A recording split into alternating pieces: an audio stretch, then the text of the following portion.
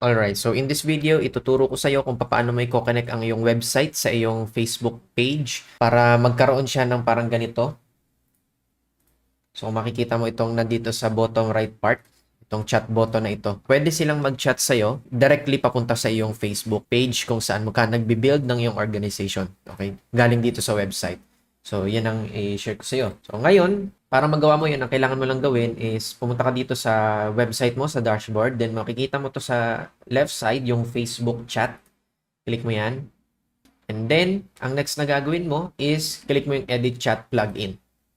Usually kapag ka ikaw ay bago pa lang dito, ang gagawin mo is i-connect mo pa, magla-login ka pa via Facebook. So baka hingan ka pa ng mga ganon-ganon. So i-login mo lang via Facebook hanggang sa makarating ka dito sa part na ito. So gagawin mo, i-select mo lang yung page na gusto mong i-connect. So since ako ay wala namang access doon sa page ni Coach Mark, which is yun yung ginagamit ko na website for training, no, demo. So pipili lang muna ako pansamantala ng website. So click ko lang itong Carl Serrano. And then, click ko yung continue.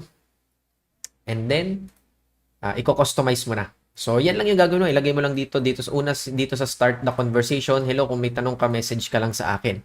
So, para yan yung lumabas pag nag-click siya dun sa message button. Tapos, make sure na naka-off itong frequently kasi by default naka-on yan eh. I-off mo yan. Okay? Then, ang next is customize your chat plugin. So, ganun to. Sa greeting, ganun lang rin yung ilalagay mo. Message mo lang ako pag mayroong tanong. And make sure na naka-off yung guest chat. Choose a preset, i-off mo lang rin yan. Pwede mo kasing baguhin yung color, pero wag na, hindi naman kailangan. Prominence, ang ilagay mo lang dito is icon and welcome message. So parang ganyan lang yung lalabas. The moment na nagpunta sila sa website mo, yan lang yung makikita nila. Para at least may idea sila na pwede sila mag-chat sa'yo kapag may tanong sila. Then, dito sa alignment, right, 24-24, so okay na yan. Then once na okay na, click mo lang yung publish. Okay, so yun. Okay na yun. So, i-testing natin. Open natin ito sa incognito.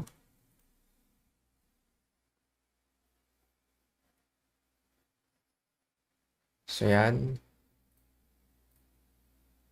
Tingnan natin kung may lalabas dito.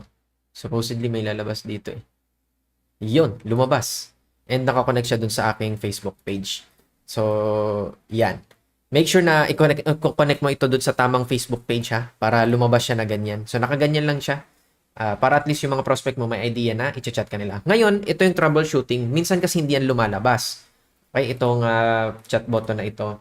So, kapag hindi ito lumabas, itong chat button na ito sa website mo, ang kailangan mo lang gawin is pumunta ka sa iyong page kung saan mo siya kinonect, then punta ka sa settings, and then country restriction and age restriction. Kasi kapag merong restriction ito parehas, itong country, itong age, hindi siya lumalabas. So, yun yung nakita ko na problem nito. Kaya dapat naka-public siya. Page is visible to everyone. So, yun lang. Pagdating sa pag-connect ng iyong Facebook page sa iyong website.